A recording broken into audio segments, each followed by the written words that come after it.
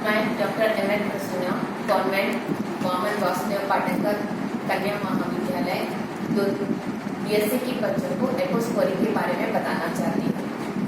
बच्चों, इसमें कोई भी टेरिडोफाइट यानी वैस्कुलर प्लांट्स या संवाहनी पौधों में दो अवस्थाएं होती हैं। एक अवस्था स्पोरोफाइट कहलाता है और दूसरा अवस्था प्रोथैलस यानी गैमेटोफाइट कहलाता है। ये स्पोरोफाइट बड़ी लंबी होती है जिसमें तना, पत्ती और जड़ पाए जाते हैं। इन पौधों में ये डिप्लॉयड होता है और इनमें सोरस में अनेक स्पोरेंजिया होते हैं और इस स्पोरेंजिया में मियोसिस डिवीजन के द्वारा आपका स्पोर्स का निर्माण होता है।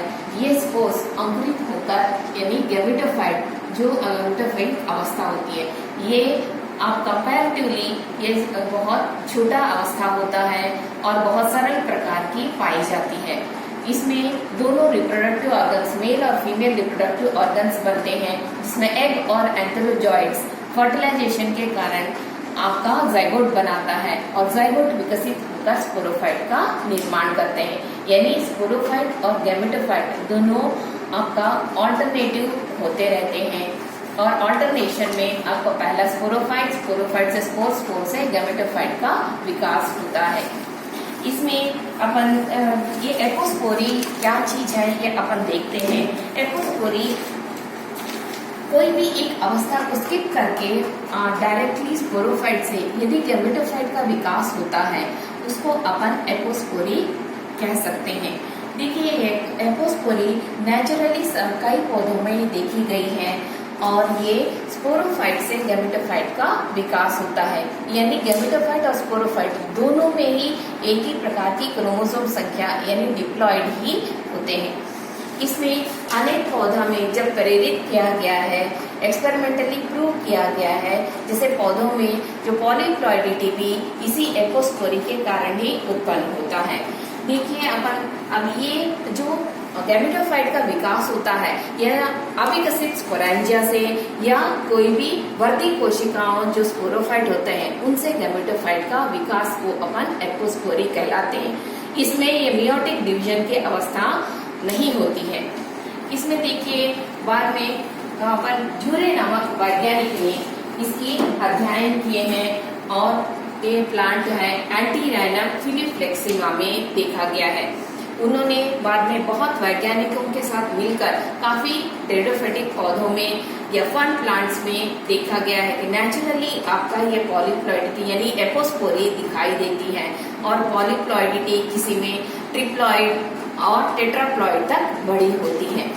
इनमें आपका जब अध्ययन किया गया है ये देखा गया है कि ट्राइकोमोनास में भी और आपका एंटीराइनम फिलीफ्लेक्सिमा की पौधों में जहां स्पोरेंजियम का विकास स्पोरोफाइटिक पौधा में होता है उनसे आपका ये स्पोरेंजियम का विकास नहीं होता है और उन्हीं से एक डिप्लॉयड गैमेटोफाइट का विकास होता है।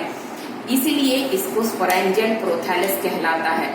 पॉलीस्टाइकियम में भी इसी प्रकार का जब स्पोरेंजिया बनते हैं इनका पूर्ण विकास नहीं होते हैं, अविकसित स्पोरेंजिया के ऊपर से एक गैमेटोफाइट का निर्माण होता है। इन सभी गैमेटोफाइट्स में आपको ये देखने को मिलता है कि एंथेरिडिया का विकास यानी मेल रिप्रोडक्टिव ऑर्गन का विकास जरूर होता है पर आर्किगोनियम का विकास नहीं हो पाता है।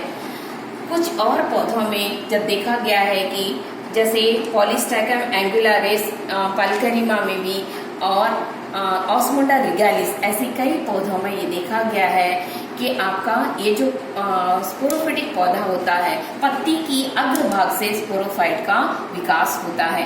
यानी स्पोरोफाइट के अग्रभाग से आपका गैमेटोफाइट का विकास होता है। ये इस प्रकार की जो गैमेटोफाइटिक विकास को एपाइकल एपिस्पोरी कहलाते हैं।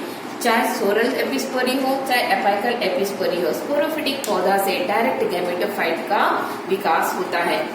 देखिए, ये कई पौधों में ये देखा गया है कि आर्टिफिशियली भी जब इंड्यूस किया गया है उसमें इसी प्रकार का गैमेटोफाइट्स का निर्माण हुआ है।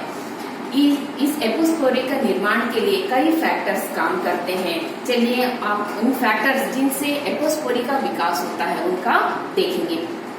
अभी अपने को देखने को मिलता है जो बायोकेमिकल्स प्लांट टिश्यू कल्चर में जो बायोकेमिकल्स यूज करते हैं, मेनली सुक्रोज ये सुक्रोज ये बहुत महत्वपूर्ण भूमिका निभाता है। जब ये स्पोरोफाइट में सुक्रोज बहुत कम मात्रा में पाए जाते हैं, सारे कैलस की कोशिकाओं से गैमेटोफाइट्स का विकास होता है। स्पोरोफाइटिक सेल से गैमेटोफाइट्स का विकास होता है। जब वो 1% बढ़ जाती है, उनमें आधा गैमेटोफाइट्स और आधा स्पोरोफाइट्स का विकास होता है।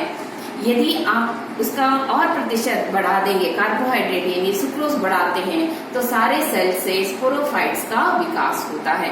मतलब ये निर्धारण होता है, ये सुक्रोज ये न्यूट्रिशन के अलावा ये जीन्स को एक्सेलरेट करता है, जिनसे कैलस के टिश्यू से स्पोरोफाइट या गैमेटोफाइट का निर्माण होना है।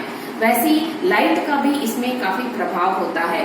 लो लाइट इंटेंसिटी में जो कैलस बनता है टिश्यू कल्चर्स में, उन कैलस से सारे गैमेटोफाइट्स का निर्माण होता है।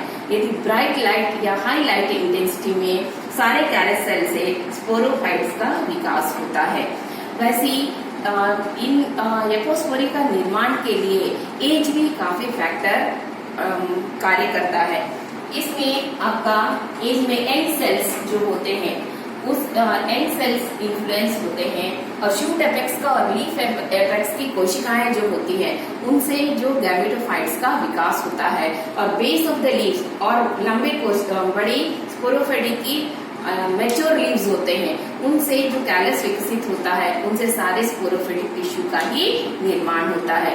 Ultimately we want to say that यहाँ पर आपका लीव्स में जो स्पोरेंजिया, ये स्पोरेंजिया के अंदर जो मियोसिस डिवीजन के बगैर जब सेल से स्पोरोफाइटिक सेल्स की वर्दी कोशिकाओं से गैमेटोफाइट का विकास होता है, उसी को एपोस्पोरी कहलाते हैं।